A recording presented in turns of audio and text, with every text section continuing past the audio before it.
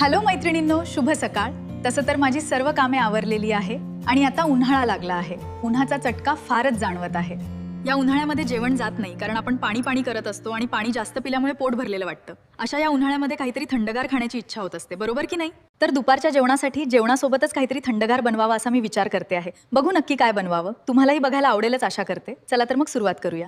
तर मंडळी, आपण छान थंडगार बुंदी रायता बनवणार आहोत। त्यासाठी मी एका छोट्या पातेल्यात पाणी गरम करायला ठेवले आहे। ते कोमट होईपर्यंत गरम होऊ द्या। आता या कोमट झालेल्या पाण्यात आपण 1 ते 1.5 वाटी बुंदी टाकून घेऊया। आता ही बुंदी एका गाळणीने गाळून घेऊया आणि ती मऊ झालेली बुंदी आपण थंडगार फेडलेल्या 2 वाटी दह्यामध्ये टाकून घेऊया। बघू शकता तुम्ही कृतीचा। आता या दह्यात टाकलेल्या बुंदी आणि दह्याच्या मिश्रणामध्ये आपण थोडं चवीनुसार मीठ, चवीनुसार चाट मसाला, चवीनुसार लाल तिखट रशा झालेला आहे। आता या बुंदी रायता त्यावरती आपण छानपैकी बारीक कापलेली कोथिंबीर टाकली आहे आणि आपला थंडगार बुंदी रायता तयार झालेला आहे। बघू शकता।